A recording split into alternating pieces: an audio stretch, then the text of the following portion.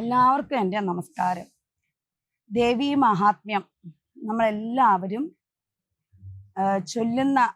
ചൊല്ലാൻ ആഗ്രഹിക്കുന്ന, അല്ലെങ്കിൽ കഷ്ടങ്ങളും ദുരിതങ്ങളും ഒക്കെ മാറാൻ വേണ്ടി എല്ലാവരും ആശ്രയിക്കുന്ന ഒരു പ്രധാന ഗ്രന്ഥമാണ് ദേവീ മഹാത്മ്യം എന്ന് പറയുന്നത്. രഹസ്യത്രയം എന്നാണ് ദേവീ മഹാത്മ്യത്തെ പറയാ. രഹസ്യമാണത്. അത് അങ്ങനെ എല്ലാവർക്കൊന്നും പറഞ്ഞു കൊടുക്കാൻ പാടില്ല. എന്നാൽ അത് ആഗ്രഹിക്കുന്നവർക്ക് പറഞ്ഞു കൊടുക്കുകയും വേണം. അതാണ് ഇതിന് രഹസ്യം എന്ന് പറയുന്നത്. പിന്നെ ഒരു രഹസ്യം എന്ന് പറയുന്നത് നമുക്ക് മനസ്സിലാക്കാൻ സാധിക്കുന്നത് എന്താണെന്ന് വെച്ചാല്, നമ്മളെ പോലുള്ള മനുഷ്യർക്ക് അതിനെ മനസ്സിലാക്കാൻ ഇത്തിരി ബുദ്ധിമുട്ടുള്ളതാണ് എന്നും കൂടി, അതിൽ ഗുഹ്യം എന്നൊക്കെ അതിൽ വാക്കുകൾ കാണാൻ സാധിക്കും, എന്നും കൂടി മനസ്സിലാക്കാൻ സാധിക്കും. അതില് 13 അധ്യായങ്ങളാണ് ഉൾപ്പെടുത്തിയിരിക്കുന്നത്. ആ 13 അധ്യായത്തോടൊപ്പം കവചം, അർഗളം, കീലകം ഇതും കൂടി ചൊല്ലിയിട്ടാണ് ഈ സപ്തശതി എന്ന പേരുള്ള ദേവീ മഹാത്മ്യത്തെ നമ്മൾ ചൊല്ലാറുള്ളത്. ഈ 13 അധ്യായങ്ങളില് കവചം ഏറ്റവും പ്രധാനമാണ്. അതുപോലെ അർഗളവും. കവചം എന്ന് പറഞ്ഞു കഴിഞ്ഞാൽ ഇത് ചൊല്ലി നമ്മൾ പുറത്തിറങ്ങിയാൽ നമ്മളെ ഏത് സ്ഥലത്തും ഏത് അവസ്ഥയിലും ഏത് സമയത്തും അമ്മ നമ്മളെ ഒരു പ്രൊട്ടക്റ്റ് ചെയ്തുകൊണ്ട് നമ്മുടെ കൂടെ തന്നെ ഉണ്ടാവുന്നതാണ് ഈ കവചം കൊണ്ട് നമുക്ക് മനസ്സിലാക്കാൻ സാധിക്കുന്നത്. അർഗളം എന്ന് പറയുമ്പോൾ നമ്മുടെ പ്രാർത്ഥനയാണ്. രൂപം ദേഹി, ജയം ദേഹി, യശോ ദേഹി, ദിശോ ജഹി എന്ന് പറയുന്ന പ്രാർത്ഥനയാണ്. ആ അമ്മയെ സ്തുതിച്ചുകൊണ്ടുള്ള പ്രാർത്ഥനയാണ് അർഗളം എന്ന് പറയുന്നത്. കീലകം എന്ന് പറയുന്നത് മഹാദേവൻ എന്ത് ചെയ്തു എന്ന് വെച്ചാൽ, ഈ ദേവീ മഹാത്മ്യം അല്ലെങ്കിൽ സപ്തശതി എന്ന് പറയുന്ന ഈ ഒരു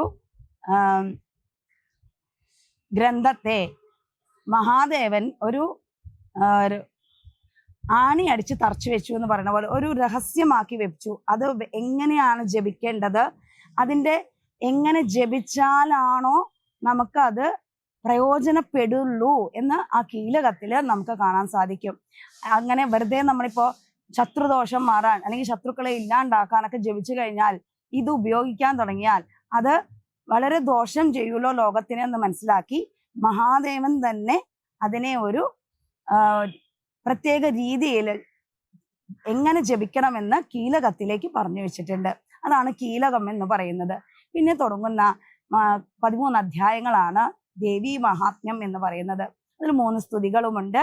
പിന്നെ സുരഥ, സമാധി, സുമേധസ് എന്ന് പറയുന്നവർ അവരുടെ കഥകളോടുകൂടിയാണ് ദേവീ മഹാത്മ്യം നമുക്ക് കാണാൻ സാധിക്കുന്നത്. ആ 3 സ്തുതികളിൽ ഏറ്റവും 3 സ്തുതിയും പ്രാധാന്യമാണ്. എന്നാൽ 3ാമത്തെ സ്തുതി, 11ാമത്തെ സ്തുതിയാണ്, അധ്യായമാണ് ഏറ്റവും പ്രാധാന്യം എന്ന് പറയാം.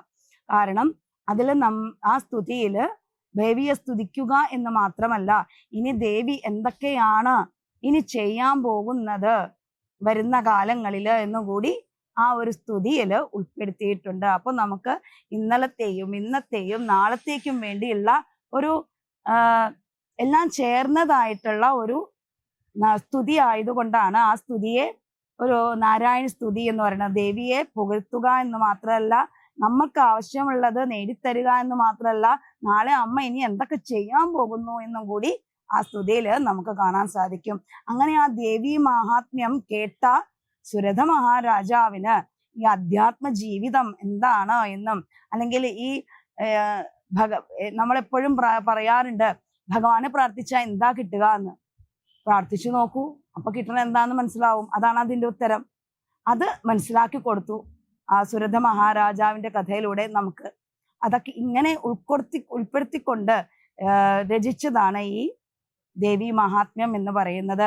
അത് നിത്യവും ഈ സ്തുതി ജപിക്കുകയാണെങ്കിൽ നമ്മുടെ സകല ദോഷങ്ങളും മാറുമെന്നാണ് പറയുക. അമ്മേനെ സ്തുതിക്കുകയാണ്. ഇന്നലെ ചെയ്തതും ഇന്ന് ചെയ്തുകൊണ്ടിരിക്കുന്നതും നാളെ ചെയ്യാൻ പോകുന്നതുമായ ആ അമ്മയുടെ മഹിമകളെ സ്തുതിക്കുന്ന സ്തുതി ആയതുകൊണ്ട് ആ അമ്മയ്ക്ക് ഏറ്റവും പ്രിയപ്പെട്ടതാണ്. അതിനെ നമ്മൾ എന്നും ഉപാസിച്ചാൽ, അതോടൊപ്പം തന്നെ ഈ ദേവീ മഹാത്മ്യം മുഴുവനായിട്ട് പാരായണം ചെയ്താൽ, അതും നവരാത്രിക്കോ അഷ്ടമിയിലോ നവമിയിലോ ചതുർദശിയിലോ ഈ തിഥികളില് ഇത് ജപിക്കുകയാണെങ്കിൽ ഏറ്റവും പ്രാധാന്യമെന്ന് പലയിടങ്ങളിലായിട്ട് അമ്മ തന്നെ പറഞ്ഞു വെച്ചത് നമുക്ക് അത് പാരായണം ചെയ്യുമ്പോൾ കാണാൻ സാധിക്കും.